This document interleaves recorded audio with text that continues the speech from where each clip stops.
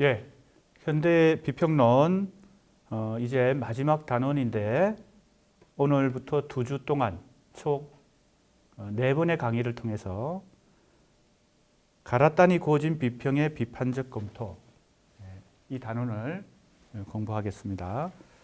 교재가 있는 수강생은 297쪽입니다. 자, 머리말부터 보죠. 예, 우선 가라타니 고진이라는 이 비평가는 일본의 유명한 비평가인데 경제학을 전공하고 문학 비평도 하고 철학 공부도 해서 정치경제학, 마르크스 정치경제학뿐만 아니라 칸트 철학이나 등등 현대 철학들을 다 공부하고 철학 이외에도 다양한 이 지식 체계 학문을 섭렵해서 세계적으로 널리 알려진 그런 비평가입니다. 그런데 왜 우리가 지금 이 국어 국문학과 현대 비평론 시간에 가라타니 고진 비평을 공부하느냐? 한국의 비평가도 많은데 왜 일본의 비평가를 공부하느냐? 여러 가지 의문점이 들 수 있는데 가라타니 고진 비평을 통해서 우리가 여러 가지 현대 비평의 중요한 테마들을 확인할 수 있습니다. 자, 가라타니 고진 비평을 수사학적으로 탐구한다. 이것이 이 글의 목적입니다. 그리고 다만 가라타니 고진의 비평을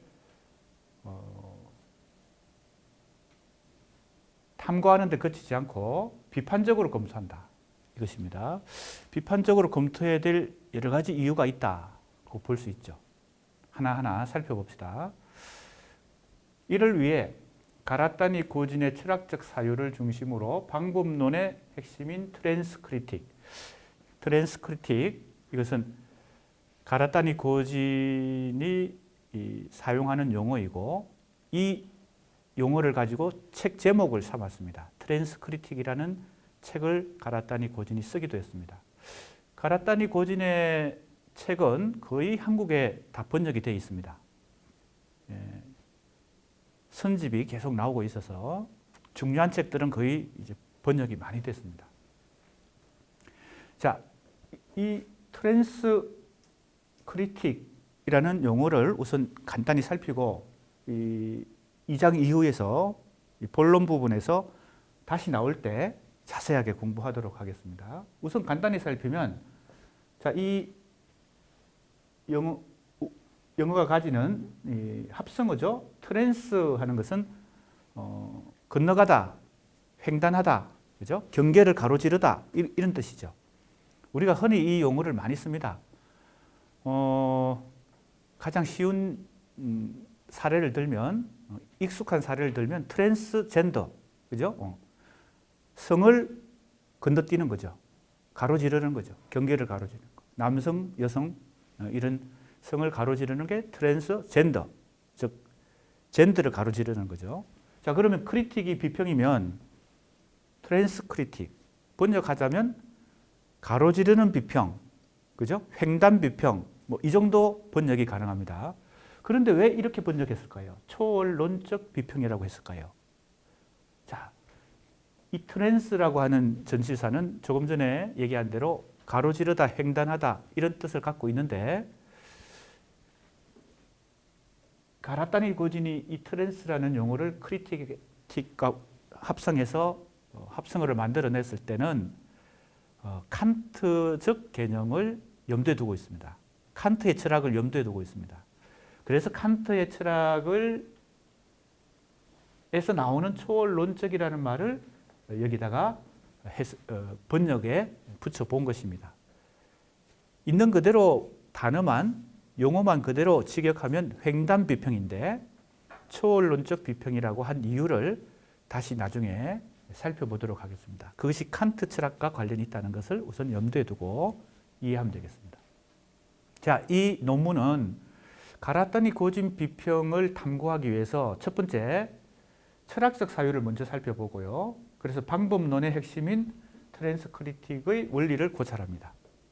자, 두 번째, 이를 토대로 그의 문학론을 중심으로 근대 문학의 기원과 종언. 자, 이것이 아주 중요한 가라타니 고진이 던진 어떤 이슈 혹은 테마인데, 근대 문학이 언제 시작해서 언제 끝났다 이런 뜻입니다. 근대 문학이 시작한 시점이 있고 끝나는 시점이 있다는 겁니다. 어찌 보면 당연한 얘기죠. 상식적인 얘기입니다. 모든 인간의 문화, 문명, 그러니까 학문, 지식체계, 문학, 모든 것들은 시작과 끝이 있죠. 한 인간의 생애도 시작과 끝이 있는 것처럼 인간이 만든 문화나 문명도 혹은 문학이나 예술도 시작과 끝이 있다는 거죠. 우리는 그걸 종종 망각하고 살아가지만 객관적으로 볼 때는 그것이 있죠. 그런데 그걸 그 속에서 살아가고 활동하는 사람들은 그 시작과 끝을 사실은 잘 인지하지 못하죠. 인식하지 못하죠. 근대 문학이라고 하는 것이 시작되어서 지금도 계속되고 있다고 생각하는 우리들 입장에서는 그것이 언제 시작됐는지, 그리고 그 시작된 지점에서 지금 우리가 근대 문학을 창작하고 독자가 읽고 비평가가 비평하고 국어 국문학과뿐만 아니라 영어 영문학과, 일어 일문학과, 중어 중문학과, 이 많은 인문학을 하는 교수나 학생이나 일반 대중들도 그 속에서 살아가고 있기 때문에 이것이 시작될 때의 특성과 지금의 특성과 끝날 때 언제 끝나는지 이런 것에 대해서는 별 생각 없이 그 속에서 살아갑니다. 즉 근대 문학을 뭡니까?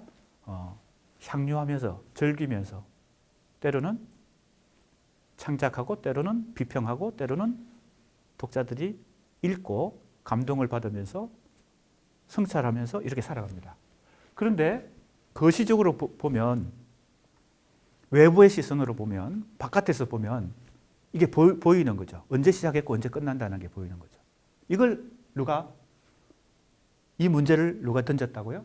가라타니 고진이라는 비평가가 근대 문학의 기원과 종언이라는 이 화두를 던진 거예요. 자, 그러니까 상당히 중요한 어떤 이슈가 된 거죠. 자, 이 논문은 이런 걸 종합적으로 한번 검토해 보는데 좀 비판적으로 검토해 본다는 겁니다. 자, 두 가지입니다. 첫 번째는 가라타니 고진의 이 보여준 어떤 비평이 반드시 문학 비평만 있는 게 아니고, 아까도 얘기했지만 철학, 경제학, 정치, 경제학 등등 역사, 모든 인문학적 인문학을 벗어나서까지 정치, 경제학까지 굉장히 광범위한 영역을 포괄하고 있기 때문에 그 핵심을 찌르기 위해서는 어떤 특징을 잡아야 되는데, 그게 첫 번째는 철학적 사유, 그죠? 그 비평 세계를 관통하고 있는 철학적 사유, 그 원리가 뭐냐?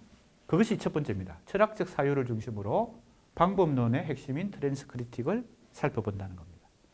자, 두 번째는 이 원리를 잘 이해한 다음에 가라타니 고진의 비평 세계 속에서 문학 비평, 문학 이론을 특징적으로 그 파트를 한번 살펴보겠다. 그 말고도 많은 저서가 있고 많은 많은 성과가 있지만 그 부분을 왜 우리는 지금 이번 학기에 현대 비평론 다양한 이론들을 공부하고 철학도 공부하고 정신분석학도 공부하고 이렇게 하면서 그걸 다 어디에 활용하려고 하고 있어요? 문학 연구나 문학 비평에. 주로 우리 한국의, 그죠? 국어 국문학과니까 한국의 문학이나 한국의 문학을 연구하거나 비평하는데 그 방법을, 그죠? 활용하려고 하고 있죠. 그러면 그 적절하게 재구성을 하고 그 이론을 그대로 갖다 붙이는, 대입해서는 되는 게 아니니까 어떻게 한국 문학을 잘 연구하고 비평하는데 효과적으로 그것을 활용할 수 있을까 고민을 하고 재구성도 하고 방법론을 또 생각해야 되겠죠. 아무튼 자, 이 두 가지를 하려고 하는 것입니다. 자, 이제 좀 배경 설명을 해보겠습니다. 왜 가라타니 고진 비평을 비판적으로 검토하려고 하는가 하는 것입니다. 그의 철학적 사유와 문학적 사유가 한국에도 영향을 줬습니다. 충격도 주고 당혹감도 줬어요.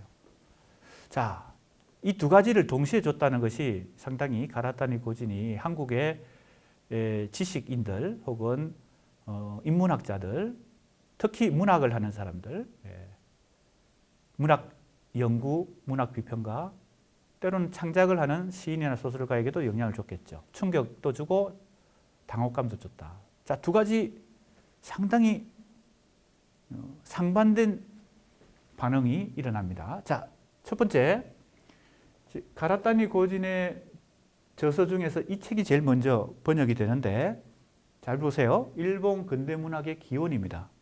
자, 앞에서 근대문학의 기원과 종언이라는 그 화두를 던졌다, 이슈를 던졌다 그랬잖아요. 이 책이 바로 근대문학 중에서도 일본의 근대문학이 언제 시작됐는가, 시작될 때 어떤 특성을 가지고 이전과는 다른 질적 변화를 가져왔는가. 자, 이 책이 한국에 번역되면서 상당히 이 국문학계, 한국의 국문학계, 국문학자들에게도 영향을 줬습니다. 왜? 일본의 근대문학이 시작될 때의 그 풍경을, 그죠? 그 특징을 연구한 거니까 한국의 근대문학이 시작될 때의 특성과 비교해 볼 수 있죠. 자, 그러면 중국 학생들은, 그죠? 중국의 근대문학이 시작될 때 하고 비교해 볼 수 있습니다. 이 가라타니 고진의 이 책을 읽으면서 공부하면서, 자, 그래서 일본의 근대문학이 어떻게 시작됐는가? 그걸 지금 다루고 있는 책입니다. 자, 충격을 줬는데 한국 문학의 근대성에 대한 계보학적 탐색을 진전시키는 데 동력의 일부를 제공했다. 그죠? 동력을 제공했다. 자극이 된 것입니다. 그런데 자, 여기서 계보학이란 말이 나옵니다. 이 계보학은 조금 이해가 필요한데요. 보통 우리가 계보 그러면 족보를 생각하죠. 그래서 성씨도 그 계보가 쭉 있고요. 가족 관계에서도 계보가 있고, 학문이나 지식 체계나 문학에서도 계보가 생기죠. 왜? 그런 경향을, 그런 유파. 그래서 우리가 유파란 말도 쓰고, 때로는 문해사조도 일종의 계보를 형성하죠. 그래서 한국 근대문학에서는 전통서정시, 전통서정이라는 계보, 모더니즘이라는 문학의 계보, 리얼리즘이라는 문학의 계보. 이건 어떻게 보면 문해사조적인, 그죠? 관점인데, 이것이 이제 1930년대 이후에 한국 문학에서 일종의 계보를 형성하는 거죠. 그죠? 자, 족보처럼 그런 의미의 계보가 아닙니다. 이 계보는요. 이 계보는 가라타니 고진이 니체의 계보학, 그리고 니체의 계보학을 개성한 것이 푸코의 계보학이거든요. 그래서 니체와 푸코의 개념으로서의 계보를 얘기합니다. 자, 이것도 좀 이따가 본문 가서 다시 설명하기로 하겠습니다. 그 정도만 얘기하고요. 이 계보라는 말이 중요합니다. 일본 근대문학의 시작을, 기원을 니체적 혹은 푸코적 계보학의 관점에서 연구한 것입니다. 이 책이요. 그러니까 가라타니 고진이 이제 니체도 공부하고 푸코도 공부해서 그걸 일본 근대문학에다가 적용한 거죠. 그 방법론을, 그 계보학의 관점을. 그러면 우리도, 그죠? 그래서 이 책이 벌써 번역된 지 꽤 오래됐습니다. 지금 이 97년이니까 엄청나게 오래됐네요. 그죠? 1997년에 이 책이 번역됐습니다. 각주에 나옵니다. 그러니까 이 계보학적 방법이란 것이 이 가라타니 고진이 이 책을 쓸 때 사용한 방법이니까, 그리고 그게 일종의 참신한 어떤 지식, 방법론으로 적용을 했기 때문에, 그래서 한국에서도 한국 근대문학의 기원을 이런 방식으로 가라다니 고진의 방식으로 해보려고 시도가 많이 일어났죠. 자, 무슨 얘기인지 이해가 되겠죠? 좀 이따 다시 이제 얘기하기로 하고요. 그런데 이것이 이제 자극을 준 것인데 또 당혹감을 줬다는 말은 뭔가? 자, 근대문학의 종언이라는 책을 또 쓰고 우리나라에도 번역이 됩니다. 근대문학 종언론. 이게 이제 책으로 번역되기 전에 문해지에 이 논문이 하나 번역이 되거든요. 그래서 그러고 나서 이제 근대문학의 종언이라는 책이 다시 한국에도 번역이 됩니다.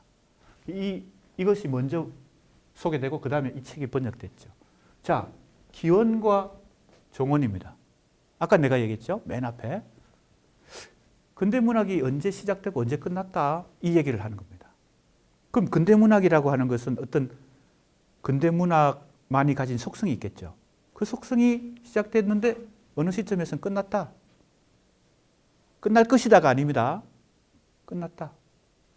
서구 문학에서도 근대문학은 끝났고 일본 문학도 언제부터 끝났고 심지어는 가라타니 고진이 어떻게 주장하냐면 한국 문학도 근대문학이 80년대까지는 유지되었다가 90년대에 와서 끝났다. 그러니까 어떻게 돼요? 충격을 주는 거죠. 당혹감을 주는 거죠. 우리는 열심히 근대문학을 하고 있다고 생각하는데 한국 문학은 가라타니 고진이 일본 비평가가 한국 문학도 끝났다. 문학이 끝난 건 아닙니다. 근대문학이 끝났다. 그렇게 하니까 이게 뭐지? 이렇게 되는 거죠. 자, 당혹감을 줍니다. 그래서 근대문학 종언론은 한국 문학의 새로운 문학적 징후뿐만 아니라 근대문학 전반에 대한 성찰과 탐구의 필요성을 가중시킵니다. 그래서 이걸 계기로 다양한 이제 뭐라고 할까요? 탐구가 이루어집니다.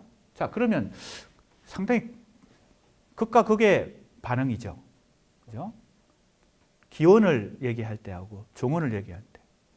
가라타니 고진은 일관된 관점으로 일본 근대문학의 기원을 얘기하고 근대문학의 종언을 얘기했는지 아니면 그 방법 바라보는 그 두 책의 방법론이 다른지 관점이 다른지 관점이 다르다면 이게 일관된 어떤 주장이라고 말하기 어렵죠. 자, 아까 일본 근대문학의 기원을 그 책을 쓸 때의 방법론은 니체의 계보학, 푸코의 계보학 그랬죠. 그런데 지금 이 종언을 얘기할 때는 헤겔적 관점입니다.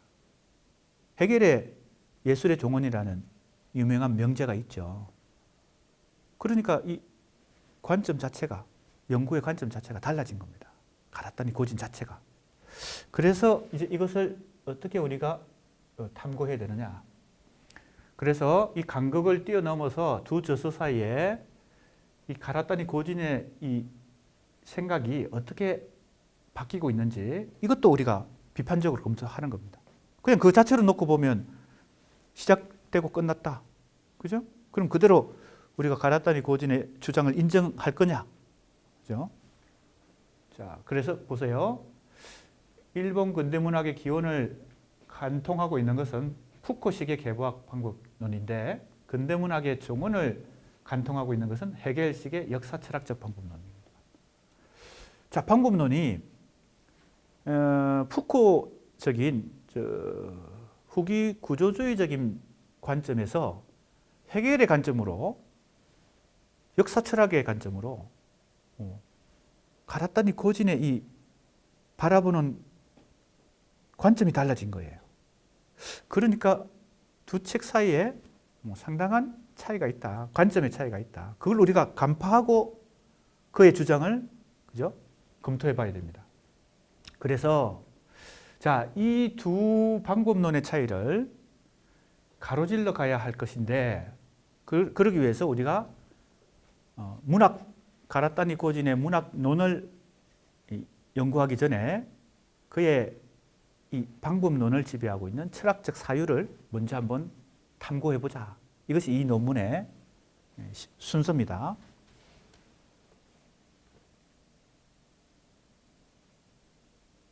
그래서 이 근대문학 종언론이 문제가 되고 있는데 과연 이걸 어떻게 우리가 이해하고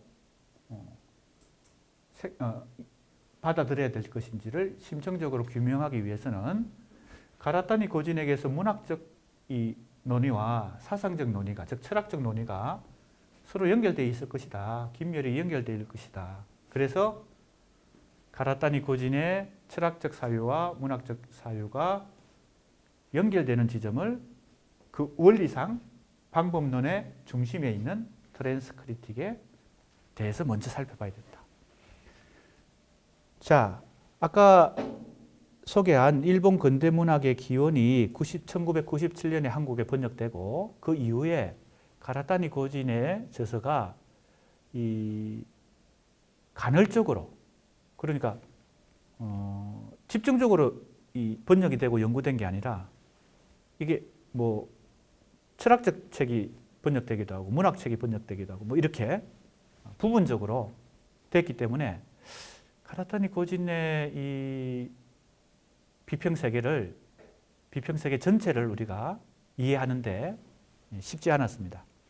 그런데 가라타니 고진의 저서들이 거의 번역이 되고 이제는 전체적인 탐구를 할 시점이 왔다. 자, 보겠습니다. 자, 한국 근대문학의 기원과 종언을 둘러싼 쟁점에 대해서도 성찰이 필요하다. 가라타니 고진이 보여줬던 그 뭡니까? 이슈, 그죠? 그 화두, 그 문제점을 우리 한국 문학에도 한번 확인해 볼 필요가 있다. 그러기 위해서라도 가라타니 고진 비평의 전체성을 부분적으로만 이해하면 안 되고 전체적으로 이해하기 위해서 이 방법론으로 접근합니다. 어떤 방법? 철학적 사유부터 공부하고 탐구하고 그걸 토대로, 그 원리를 토대로 문학적 사유를 검토하는데 가라타니 고진의 문학적 사유는 뭡니까? 근대문학의 기원과 종언이라는 이 주제로 집약이 되어 있습니다. 자 보세요. 가라타니 고진의 비평은 크게 칸트를 중심으로 한 초월론적 철학의 관점. 자, 여기 칸트가 나왔고 또 초월론적이란 말이 또 나왔습니다. 자, 칸트의 철학을 왜 초월론적이라고 말할까? 그죠? 자꾸 궁금증만 불러일으키고, 그죠? 설명을 안 하고 지금 계속 진도를 나가고 있습니다. 이제 2장 가서 이제 트랜스크리틱, 즉 방법론을 공부할 때 이제 설명하기로 하겠습니다. 그 다음에 칸트를 중심으로 한 정치경제학의 관점. 미안합니다. 마르크스를 중심으로 한 정치경제학의 관점. 이건 마르크스주의입니다. 칸트의 철학 마르크스주의. 상당히 안 어울릴 것 같은 어떤 거죠? 조합이죠. 이걸 다 깨뚫고 지금 그런 걸 다 뭐예요? 섭렵하고 가라타니 고진이 뭔가 나름대로 자기 철학적 방법론을 삼고 있습니다. 그 다음에 프로이트와 락강을 중심으로 한 정신분석학적 관점. 정신분석학도 그죠? 자기 지식 체계에 흡수했고요. 그 다음에 괴대를 중심으로 한 수학의 관점. 수학. 비트겐슈타인을 중심으로 한 화행론적 언어학의 관점. 비트겐슈타인이 나왔으니까 갑자기 뭐가 떠오릅니까? 우리 이번 학기에 공부한 스티븐 툴민이 떠오르잖아요. 왜? 스티븐 툴민이 뭐예요? 화용론적, 그죠? 언어학을 가지고 현대 논정의 수사학을 개척하는데 중요한 역할을 했다는 거죠. 1958년에 스티븐 툴민의 논정의 용도라는 책이 나왔고, 카인 페렐만과 루시 올베티테카가 그죠? 신수사학이라는 책을 썼는데 똑같은 1958년에 나왔는데 이 두 권의 책이 현대 수사학의 그죠? 문체의 수사학으로만 그죠? 진행되던 수사학의 흐름에서 논정의 수사학이라는 것을 다시 회복했다. 그리고 이 두 권의 책을 다시 종합한 것이 제임스 크로스화이트의 이성의 수사학이다. 이거 우리 공부했죠. 그죠? 중간고사 범위입니다. 그때 스티븐 툴민의 그 뭡니까?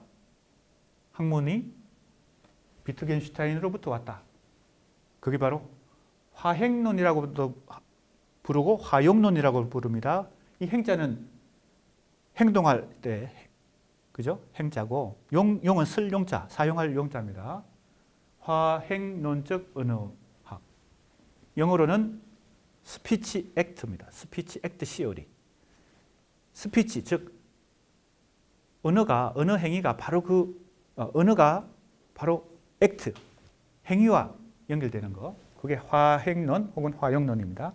자, 이런 굉장히 다양한 관점을 다 가로지르고 그죠? 종합했다는 겁니다. 근데 그게 이제 종합이란 게 우리가 비판적으로 검토해 볼 대상이죠. 상당히 다른 관점의 지식 체계를 종합할 때 어떻게 돼요? 그 정합성이 그죠? 종합되기 어려운 거. 조합을 만들었을 때 조합이 좀 어려운 거. 이런 걸 또 막 뭉뚱그려서 그죠? 자기 방법론으로 삼을 때 그게 뭔가 방법론의 허점 같은 게 있을 수 있죠. 균열도 있을 수 있고 정합성 면에서 문제가 있을 수 있죠. 자, 그런데 아무튼 그건 이제 우리가 비판적으로 검토해 볼 대상이고 아무튼 가라타니 고진의 비평이 이렇게 다양한 관점들을 다 접목한다는 겁니다. 가로지르면서 구조적 상동성을 확인하고 자, 구조적 상동성. 자, 칸트와 마르크스의 사상은 상당히 다르지만 거기에 뭔가 유사성이 있다는 겁니다. 동일성이 아닙니다. 유사성이 있다. 그걸 상동성이다. 서로 유사하고 동일한 성격. 근데 그게 그냥 상동성이 아니라 어떤 상동성? 구조적 상동성. 구조적이란 말이 중요합니다. 그래서 이번 한 학기 우리가 내내 공부하면서 이 구조 혹은 구조주의 이 용어를 많이 쓰는데 상당히 다른 어떤 지식 체계들을 공통분모를 찾아보면 이 현대 학문과 지식 체계 혹은 철학의 이 구조주의적 방법론이 구조주의라고 하는 어떤 사유가 사고방식이 공통분모로 자리 잡고 있는 때가 많습니다. 그러니까 가라타니 고진이 칸트의 철학과 마르크스의 정치 경제학을 어떻게 결합을 했을까요? 구조적 상동성. 그죠? 구조적으로 뭔가 동일하다는 겁니다. 내용은 달라도. 자, 그러니까 이걸 우리가 한번 잘 생각해 봐야 돼요. 공유점을 통합하는, 그죠? 공통분모를 통합하는 방식으로 이제 하는 거죠. 비평가이지만 거의 철학자이고 사상가에 가깝죠. 가라타니 고진이. 자, 그런데 그래서 이걸 다 우리가 공부하고 비판적 검토까지 하려면 엄청난 공부를 해야 되겠죠. 가라타니 고진을 이해하려면요. 칸트도 알아야 되고 마르크스도 알아야 되고 프로이트, 락강도 알아야 되고 게델도 알아야 되고 비트겐슈타인도 알아야 어느 정도 가라타니 고진 책을 읽을 거 아니에요. 그런 것들이 다 종합되어 있으니까. 쉽지 않죠. 그러니까 우리 공부가 필요합니다. 그죠? 그러면 이 논문은 그걸 다 그 많은 것을 다 한꺼번에 하기에 핵심을 그죠? 이러한 가라타니 고진 비평의 전체성에 도달하는 어떤 핵심 고리를 실마리를 어디서 찾는다고요? 방법론의 중심을 이루는 트랜스크리틱이라는 요 방법론에 초점을 맞춘다. 이 방법론은 초언론적 비판을 통해 끊임없이 이동을 반복함으로써 다른 언어 체계 사이의 이동이 야기하는 강한 시차, 이 볼 시자입니다. 시각의 차이, 관점의 차이, 보는 관점의 차이 확보하는 방식을 의미한다. 자, 여기 이 문장 자체가 트랜스크리틱을 설명하고 있는 압축된 문장입니다. 트랜스크리틱의 의미는 이거다는 거죠. 그래서 그냥 용어 자체를 그냥 그대로 단순히 번역하면 횡단 비평인데 가로지르는 비평인데 그것이 가지고 있는 가라타니 고진이 트랜스크리틱이라는 말을 쓸 때 그것이 가지고 있는 속뜻은 이런 뜻이다. 근데 어렵죠? 그죠? 어렵잖아요. 초월론적 비판이란 것부터 이해해야 되고, 그 다음에 이동이 됐고, 그리고 시차가 만들어지고. 그럼 핵심은 뭐예요? 두 가지입니다. 초월론적 비판과 시차입니다. 사실 이것은 앞에서도 얘기했지만 칸트 철학의 방법론입니다. 그걸 그대로 차용해서 자기 방법론으로 삼은 것입니다. 자, 그럼 칸트 철학에 대해서 조금은 설명이 필요할 것 같습니다. 자, 이 두 가지 중심으로 잠깐 보충 설명하겠습니다. 초월론적 비판과 시차. 시차는 자, 이 한자를 잘 보세요. 시간의 차이가 아닙니다. 시간의 차이가 아니라 뭐예요? 시선의 차이입니다. 시선의 차이. 시선의 차이. 자, 잠깐의 설명을 해봅시다.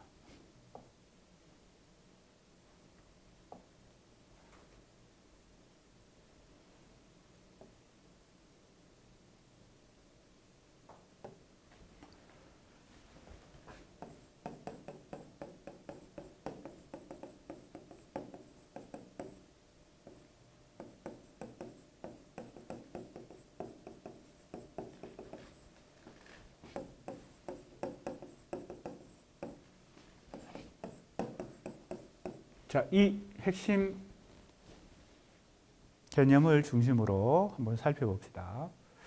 칸트의 철학은 서구 철학사에서 특별한 위치를 차지합니다. 왜 특별한 위치를 차지하면요?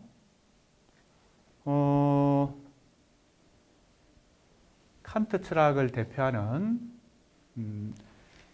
주저가 세 가지 있죠. 세 권의 책이 있죠. 이건 뭐 누구나 다 아는 책입니다. 읽어봤는지 안 읽어봤는지는 모르지만 다 이 책은 기억합니다. 그게 바로 뭔가 하면요. 예, 칸트 철학을 대표하는 세 권의 책이 있습니다. 첫 번째는 순수 이성 비판, 두 번째는 실천 이성 비판, 세 번째는 판단력 비판입니다.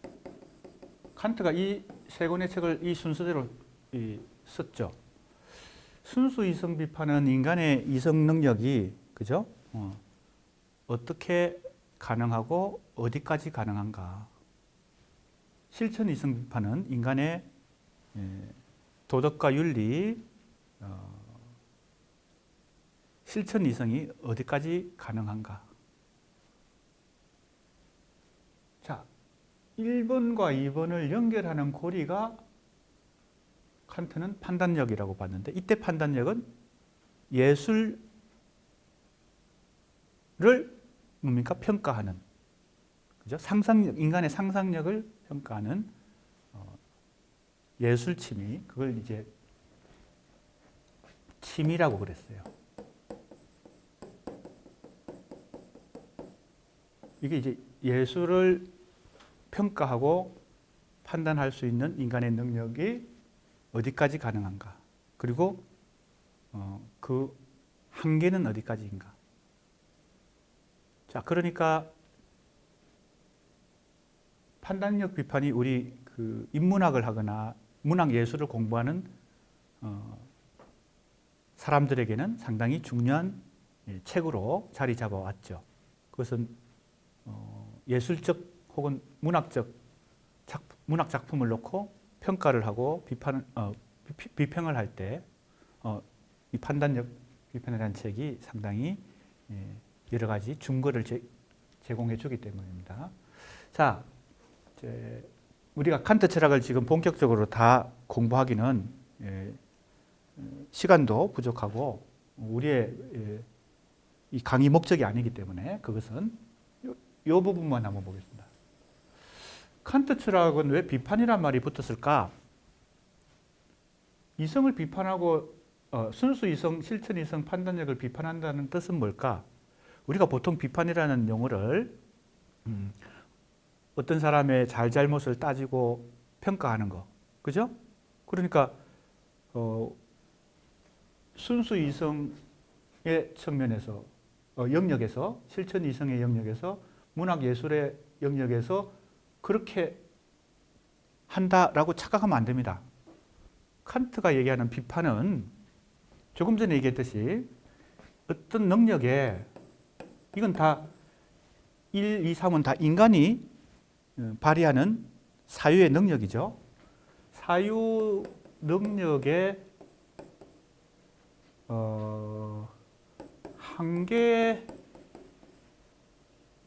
한계라는 말 이전에 중요한 것은 뭐가 더 중요한가 하면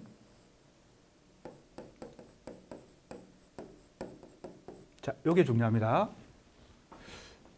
인간의 순수 이성이 어떤 가능 조건 하에서 가능한가? 실천 이성은 어떤 조건 하에서 가능한가? 예술, 문학 판단은 비평은 어떤 조건에서 가능한가? 자, 그러니까 이것을 이해하려면 이 근본적인 어떤 사유를 해야 되는데 왜 근본적인 사유를 해야 됩니까? 잘 보세요. 인간은 자기중심주의에 빠져서 그죠? 세상을 봅니다. 그렇기 때문에 자기가 보는 눈이 절대적이라고 생각합니다. 자, 내가 예를 들어 볼게요.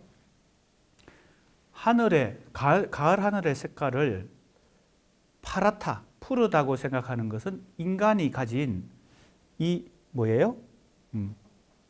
시선의 조건, 즉 이 망막 구조 그리고 이 신체 조건에 의해서 푸르게 보이는 겁니다.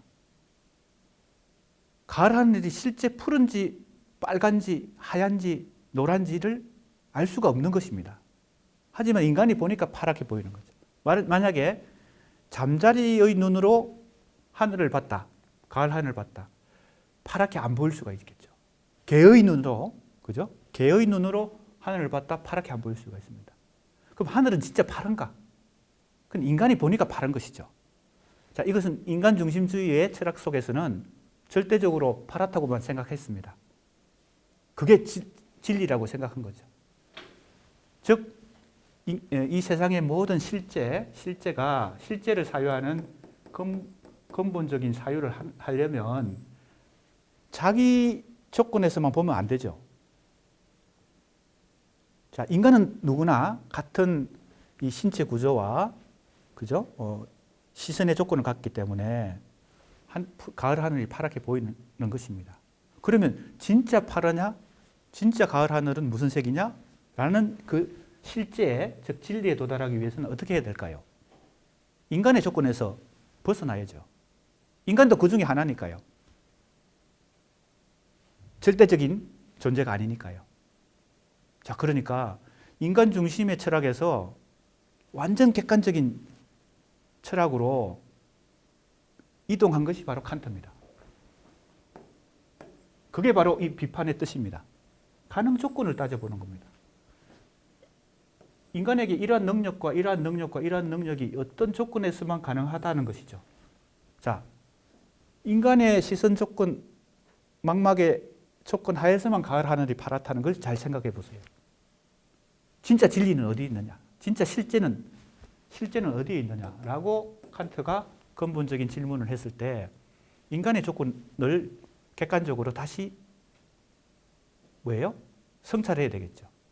인간은 어떤 사유 능력의 가능 조건 하에서 이 순수 이성을 발휘하고 실천 이성을 발휘하고 판단력을 발휘하는가? 이걸 근본적으로 탐구한 것이 이 책입니다. 이 세 권의 책이에요. 그래서 칸트의 철학은 인간 중심의 사유가 아니고 인간까지도 객관적으로 인간의 능력을 객관적으로 바깥에서 보는 거죠. 인간의 이성이 순수 이성과 실천 이성 그리고 판단력이 어떤 조건에서 가능한가 이걸 근본적으로 따지기 때문에 칸트 철학은 아주 근본적인 사유를 합니다. 자, 그래서 그러한 철학을 어떻게 부를 수 있나 하면요, 바깥에서 보는 거죠. 조건을 보는 겁니다. 그 사유의 조건과 한계 어디까지 가능한가? 자, 그래서 조금 전에 내가 예를 들었던 가을 하늘의 색깔은 칸트는 알 수 없다고 최종적으로 얘기합니다. 인간은 알 수 없다. 그죠? 그래서 그 조건, 자, 인간이 여기 있습니다.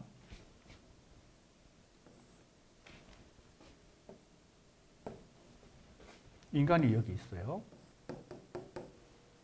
가을 하늘을 봅니다. 여기까지는 인간의 사유 능력이 도달하지만 이것은 이 세계는 알 수 없는 세계죠. 그죠? 신만이 알 수 있죠. 그래서 그걸 물 자체라 그랬습니다. 이 물 자체는 불가지, 알 수 없는 영역이라고 생각하죠. 인간 철학의 영역이 아닌 것입니다. 그 전에 칸트 이전의 철학자들은 모든 걸 다 인간이 그죠? 이해하고 인간의 이성이 혹은 뭐 인간의 사유 능력이 절대적이라고 생각했는데 칸트는 이 한계를 설정한 것입니다. 조건과 한계를 인간의 사유 능력의 조건과 가능 조건과 한계를 설정한 것입니다. 이것이 이 책들입니다. 어떤 조건 하에서 순수 이성과 실천 이성과 판단력이 가능한가? 예를 들면 뭐 책을 다 읽어봐야 되겠지만 우리 수강생들도 예를 들면 이런 것입니다. 시간과 공간의 조건이라는 게 있습니다. 그죠? 어떤 시간과 공간의 조건 하에서 인간이 이런 사유 능력을 발휘할 수 있는 거죠. 그런 조건들을 다 따지는 것이죠. 그래서 다 아주 많은 조건들을 가지고 객관적으로 인간의 이 능력을 다시 재설정합니다. 이 물 자체는 인간이 알 수 없는 영역이다. 인간의 사유와 철학은 여기까지 가능하다. 이렇게 생각합니다. 그렇기 때문에 이러한 철학은 자, 요 용어가 나왔습니다. 우리 교재가 있는 사람은 잠깐 건너뛰어서 이 용어를 한번, 이 용어가 중요하니까요. 304쪽 한번 봅시다. 304쪽. 303쪽에도 나오고요. 304쪽도 나옵니다. 자, 트랜스덴단탈이라고 되어 있죠. 그죠? 자, 적어 보겠습니다. 자, 이게 붙어 있습니다. 자, 이게 붙은 것과 안 붙은 게 있어요. 이게 붙은 것은 바로 이런 칸트의 철학을 의미하는 것입니다. 이렇게 인간의 사유 능력의 가능 조건과 한계를 알려면 어떤 관점에서 칸트가 철학을 했을까요? 인간 중심주의적 관점이 아니겠죠. 즉 내부에서 바깥을 보는 게 아니죠. 내부에서 바깥을 보면은 인간 중심적으로 보면 가을 하늘은 파란 게 진실이죠. 진리죠. 그런데 바깥에서 봐야 인간이 개의 눈이나 그죠? 잠자리의 눈과 다른 눈으로 세상을 본다는 것을 바깥에서 인간의 사유 능력을 판단해야 되겠죠. 그게 바로 이 비판이란 뜻입니다. 그러니까 이게 무슨 뜻이에요? 이게 초월론적으로 번역하는 것입니다. 여러 가지 번역이 있긴 하지만 지금으로서는 내가 볼 때 이 번역이 가장 좋고 요 AL이 안 붙은 거 트랜스덴단트 이것은 그냥 그죠? 초월적 이렇게 번역하는 게 좋고 예전에는 이걸 선험적이라고 번역을 많이 했습니다. 선험적이라는 것은 타고난다는 거죠. 그죠? 경험적이다는 말의 반대말이 선험적인 것입니다.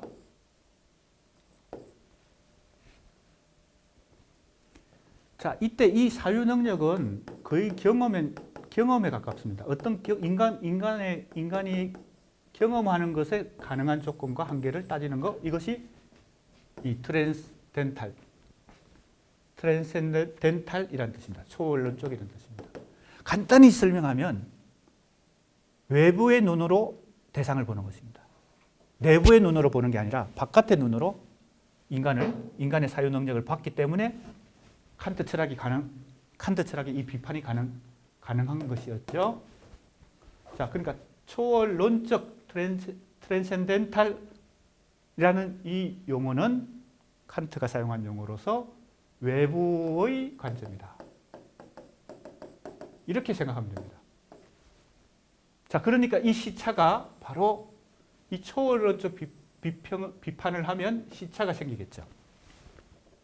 이해가 됩니까? 왜 시차가 생깁니까? 인간이 가을 하늘을 보면 파랗지만 이 인간의 시선 망막의 구조를 바깥의 관점에서 보면 또 객관적으로 보이는 거죠.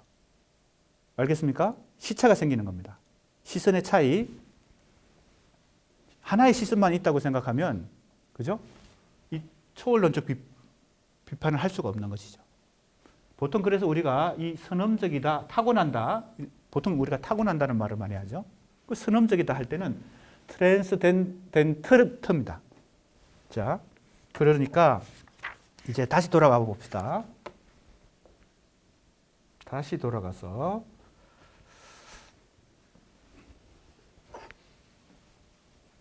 여기 이 방법론은 초월론적 비판, 즉 외부의 시선으로 이동을 해서, 근데 반복한다 그러니까 한 번만 외부로 나가는 게 아니고 그 외부에 또 외부로 나가서 자꾸 객관적인 시선을 확보하기 위해서는 자꾸 뭐예요? 이동을 해야 되는 것입니다.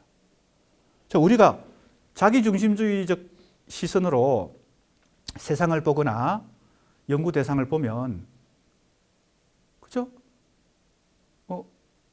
편협한 우물한 개구리의 시선으로 하늘을 보면 가을 하늘은 파랗게밖에 안 보이는 거죠. 그죠? 그러니까 개의 눈으로도 보고 잠자리의 눈으로도 봐야 이게 가을 하늘이 파란 것만은 아니구나 라는 어디에 도달할 수 있어요? 실제에 도달할 수 있죠. 그죠?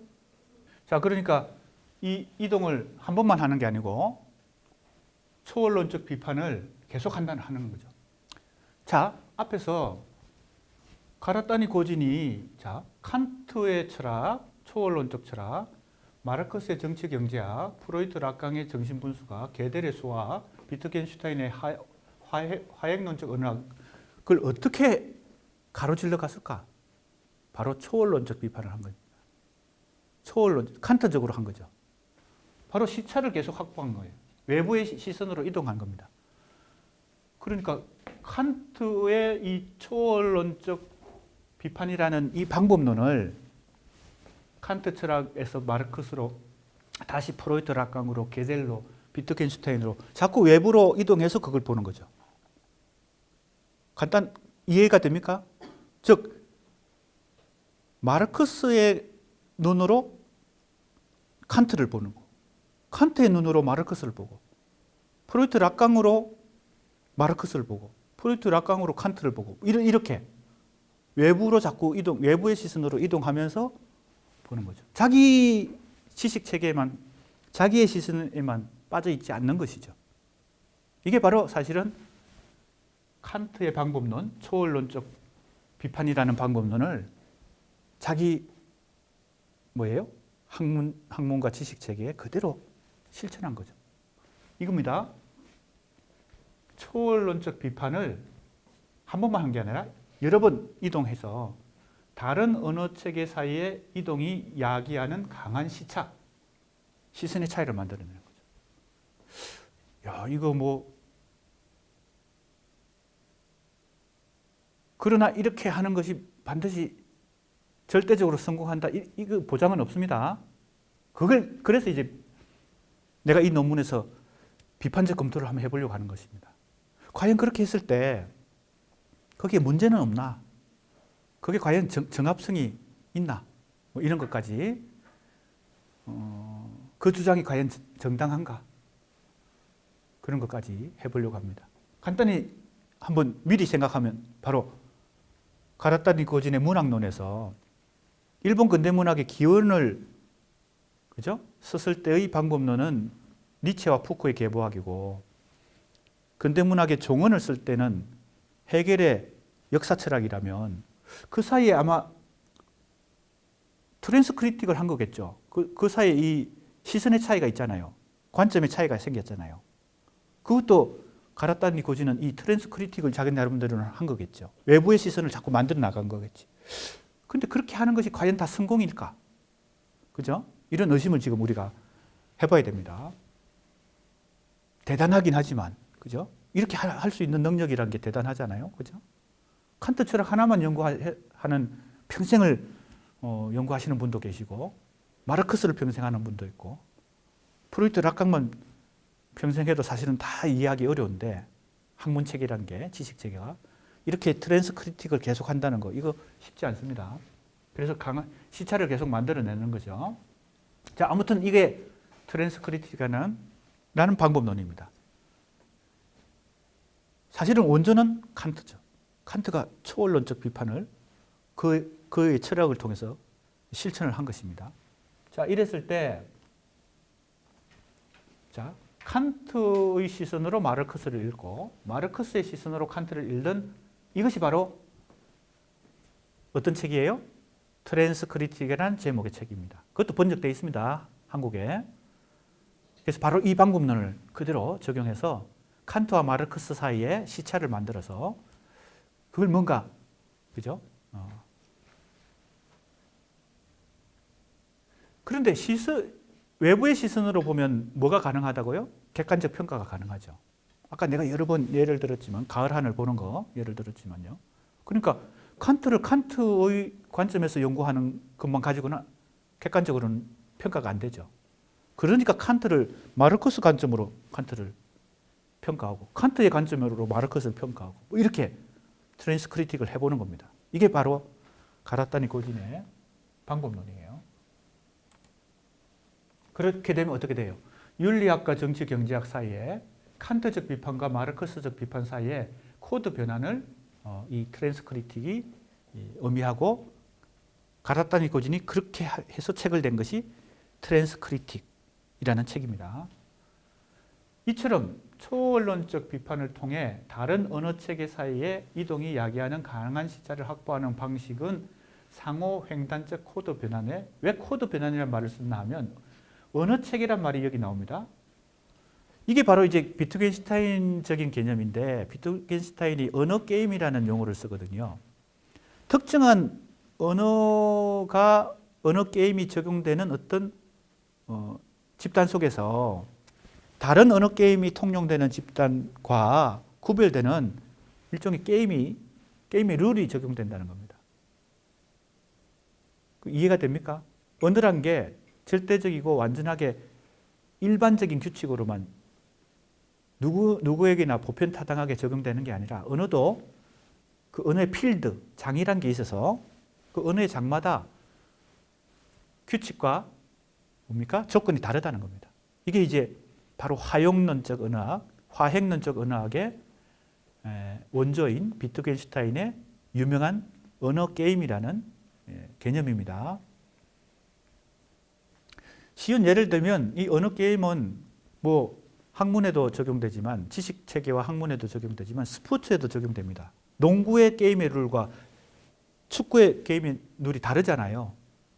그런데 축구 게임을 하는데 농구의 룰을 적용해 가지고 손으로 골을 넣거나 이렇게 하면 그거는 무효가 되죠. 그죠? 득점이 인정이 안 되잖아요. 왜 그렇습니까? 게임의 룰이 다르니까.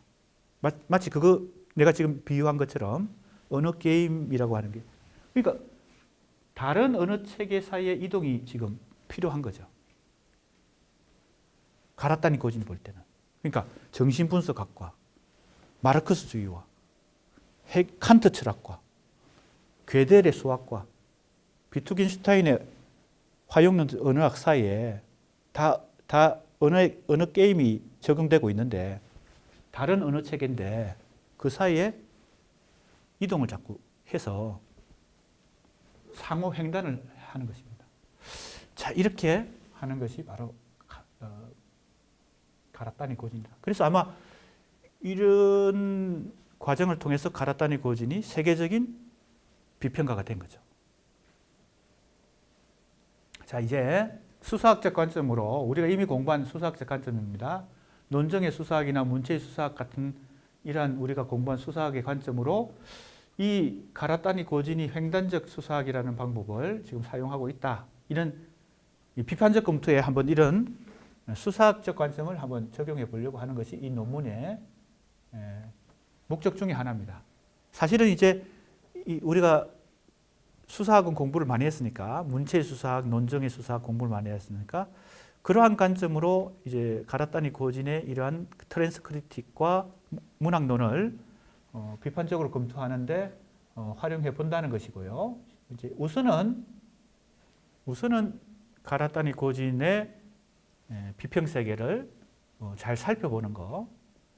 그것도 만만치 않습니다. 왜? 워낙 방대하고 워낙 그 지식 체계가 트랜스크리틱을 많이 했기 때문에. 그죠? 자, 그러면 설명이 좀 길어졌는데 이제 진도를 좀 빨리 나가도록 하겠습니다. 다음 시간부터요.